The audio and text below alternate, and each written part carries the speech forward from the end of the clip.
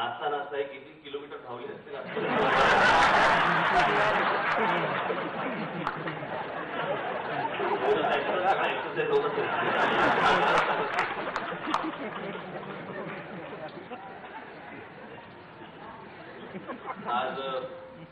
मी खरं इथे भाषण करायला आलो नाही, कारण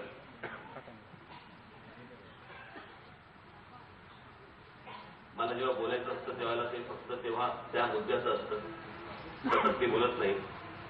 मध्ये मध्ये मी खूप मोठी गॅप घेतो, सारखं सारखं तेच थोबाड टेलिव्हिजनवरती पाहून पण लोक कंटाळतात, त्याच्यामुळे गॅप दिली बरी असते. आज दोन कारणांसाठी म्हणून खास करून मी इथे आलो. अमेय खोपकर आणि शालिनीचं खास करून मी अभिनंदन करीन की संघटना ते अत्यंत व्यवस्थित नीट हाताळत आहे. त्यांची जी काही भूमिका आहे ती व्यवस्थित पार पाडतायत.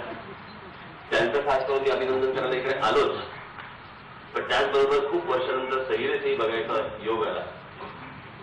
आमच्या भरतचा आणि केदारचं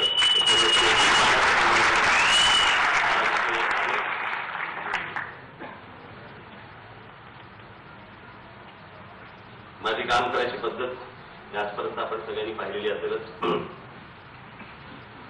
मी अमेय खोपकर, शालिनी आणि त्यांच्या सर्व सहकार्यांना सांगतो, जो मगाशी मनोज चव्हाणने जो विषय काढला मल्टिप्लेक्सचा,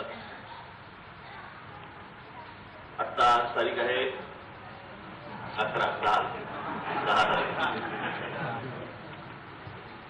उद्या तारीख 11 तारखेपासून उद्यापासून प्रत्येक थिएटरवरती जायचं महाराष्ट्रात, आणि जिकडे मराठी चित्रपट दाखवत नसतील अशा थिएटरची यादी माझ्याकडे घेऊन यायची.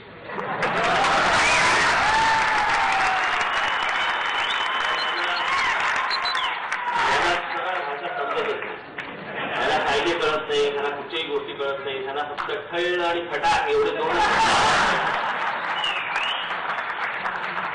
त्याशिवाय हे सुधारणार नाही. अजूनही माझ्याकडे पोतड्यामध्ये बऱ्याच गोष्टी आहेत त्या मी योग्य वेळी काढत जाईन बाहेर, परंतु ह्या मल्टिप्लेक्सचा विषय कायदा असून तो पाळत नाही, कायदा करून ते पाळत नाही. आणि मग ही गोष्ट केल्यानंतर सरकार मला म्हणतं की मी कायदा मोडतो. म्हणजे जो कायदा मोडतो त्याला आम्ही शिकवायला जातो, तर सरकार म्हणतं हे कायदा मोडतात म्हणून. सरकारला काय म्हणायचं म्हणून. परंतु मला ज्या गोष्टी करायच्या आहेत या महाराष्ट्रामध्ये संपूर्णपणे सगळ्या अख्ख्या महाराष्ट्रातल्या प्रत्येक गोष्टीचं मराठीकरण करून टाकायचंय मला, आणि त्याच्यासाठी म्हणून पक्षाचं